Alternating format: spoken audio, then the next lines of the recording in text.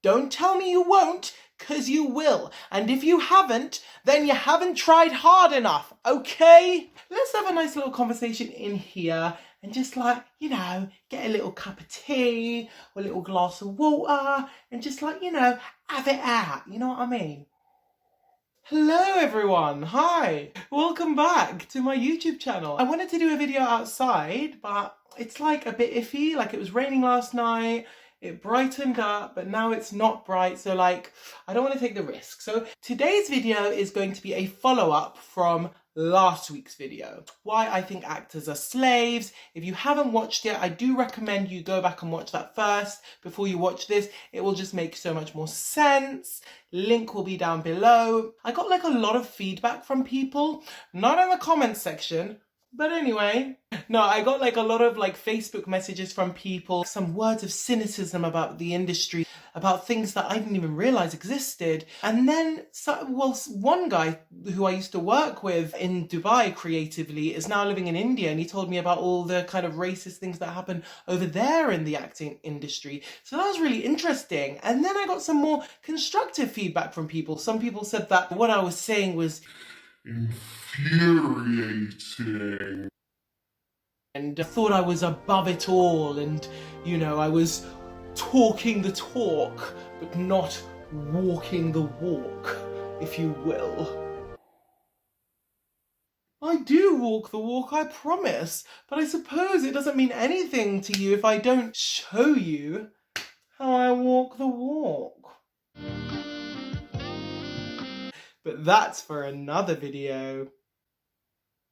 To be honest, I agree. I think that if I'm going to sit there shooting all of these up in the air statements at you and kind of preaching to the choir, then I really do need to substantiate them with some solid advice and evidence as to what I've done to be a more empowered, more productive actor. So I'm going to do that today. So let's go straight into it. First thing is, it doesn't matter where you are. We live in such a globalized, connected world now that you could be in Chile, Texas, South Africa, Bhutan, China, Italy, Kosovo. You could be anywhere in the world and still be fulfilled as a creative. No matter where you go, you will always find people who are like-minded, who share the same passions as you. You will. Don't tell me you won't, because you will. And if you haven't, then you haven't tried hard enough, okay? When I moved to Kuwait, understandably, I was apprehensive about moving there. It's not really the most promoted place for creativity, for theatre arts or anything like that.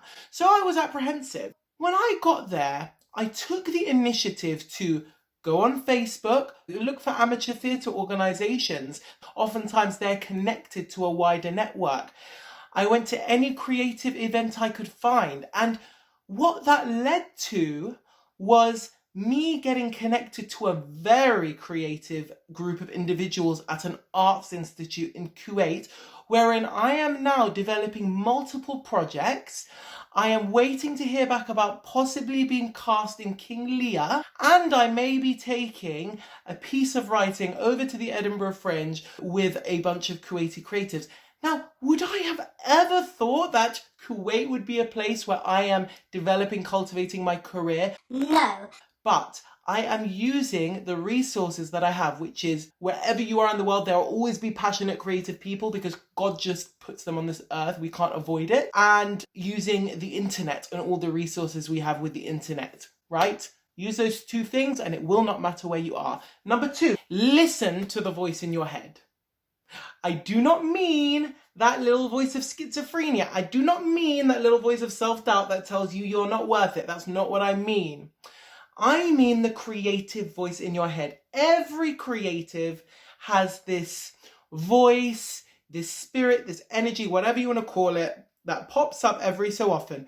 You may be walking in a park and all of a sudden this scenario materializes in your mind and you can see it so clearly. Or this tune might start to play in your mind and oftentimes you discard it or take it for granted.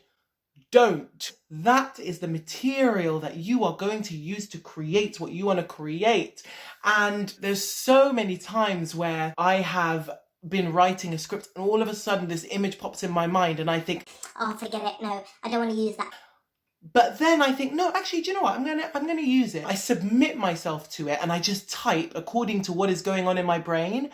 And oftentimes that is the best writing I come up with because it's free and I've just allowed the inspiration to drive me. So use that. Be honest with yourself and use people. This is what I mean by it. Be honest with what your strengths are and be honest with what your weaknesses are. I, for instance, am natural at directing. I'm natural at identifying what people's strengths and weaknesses are. I can pick up on emotional cues and I know how to draw out things from people to help them propel forward. But when it comes to set design, when it comes to conceptualizing something that is, designy and making a stage with all the house and the trees and all that, I just can't do it well. I can train myself to do it. I can, work on it, but I would rather use my energy on the things that I am natural at and then use someone, but you're not really using them. You're empowering them. You're bringing them in who is talented at that thing to drive your project forward and make it even more successful.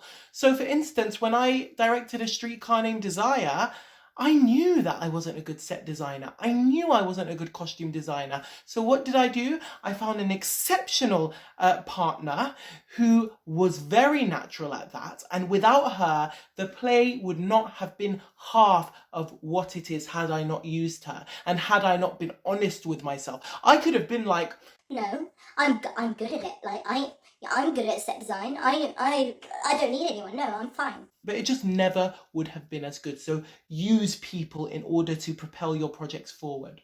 The fourth one is switch on your opportunity radar. And this is all about perspective, right? You can have a positive outlook or a negative outlook. Oftentimes, if you're using most of your brain power to think about how difficult the system is and how much it's knocking you down, then you won't see certain opportunities that pop up. Also, if you have tunnel vision and you're only focused on, oh, I've got to get that next audition. Oh, I got to get that next director. Oh, I got to, then you might miss someone having a conversation with you who's saying, oh, I'm writing this script, I'm just looking for this one actor who's da-da-da-da-da-da, or whatever, and you're just like, oh, I've got to get to that audition, this is what's good for me. And you've just given up the opportunity to be in someone's, new writing play that goes on to be very successful. So be constantly aware of your opportunities. When I was in Dubai, there wasn't a big drama community, but I knew that I wanted to be a director and I wanted to try out directing. So what did I do? I heard that there were two guys opening a community theatre there. I got in contact with them and I didn't know if they were going to let me direct a damn play, but I just thought, let me have a conversation and ask them. I went on to directing 2 plays at their theatre. Second play got nominated for a Time Out Award. A Streetcar Named Desire got nominated for a Time Out Award against Dubai opera plays, which were high budget professional productions. And had I never seen that as a window of opportunity, I never would have gotten that opportunity. So that is an important one. And the 5th one is patience. Child, you must have patience, okay? You must wait diligently like a good little child, okay? Because that is how you do well in life. First of all, I want to say that I am very guilty of being impatient. I get super wrapped up in my projects and I just want to get them out and I just want to roll it out as soon as possible. But one of my favorite directors, Elia Kazan, once said, something along the lines of an actor is like a bun or like a cake. You need to put it in the oven, bake it, put it in the oven, let it brew, give it its time to bake and bring it out. And that's how you need to treat your projects. Work on them, give them their time that they need. And oftentimes that's putting it to the side. A script that I'm writing at the moment, it's now month 4 and I'm about 3/4 of the way through, but I probably won't be done with it for another year because I want it to be of the highest standard it can be. I can write it quickly and I can say, right, I just want to roll it out as soon as possible because I want that sense of instant gratification. I want to feel that instant feeling of people seeing my work, but they won't really see the best results. Oftentimes pondering, experiencing life, seeing the work in new dimensions based on how your life is changing makes it all the more multifaceted. So give your work the time and understand success takes time and patience. That is all. Those are my 5 bits of advice for how to be an empowered, more productive actor and creative in general. I hope you liked my video this time. Let me know if you preferred this structure, if you would like to see more of this kind of how-to advice structure. I definitely really enjoyed doing it that way. I know I've been talking about acting a lot, but my purpose for this page was to talk a lot about cultural things as well. So I will be talking about my experiences in Saudi Arabia, Dubai, Zambia, Malaysia, China, etc, etc, etc, Thailand. There's just so much to talk about in that realm. So I will be talking about that. I hope that excites you. Let me know what else you want to see from me. Also, I wanted to let you know that I will be posting 2 times a week now. Basically, it's just more realistic. I'm currently in the freaking wilderness. If you want to know why, I have a video down below. I'll link explaining why the hell I'm isolated in the wilderness alone without family right now. But that makes it very difficult for me to post so many videos at all. And I've also got a second job I'm doing online. So 2 videos a week. It's going to be on a Tuesday and a Friday, posted at 5 p.m. GMT every single time without a doubt. I hope you can be there for it. And for the last segment of this video, I will be talking for 1 minute about one thing that has inspired me lately. See you there. So I wanted to talk about this show that I watched on Netflix called Masters of None, and the specific episode I'm talking about is called Indians on TV. It looks at the typecasting that Indians have to go through in America, and what I loved about it is that the actor, I think his name is Dev Patel, let me just check. Is his name Dev Patel?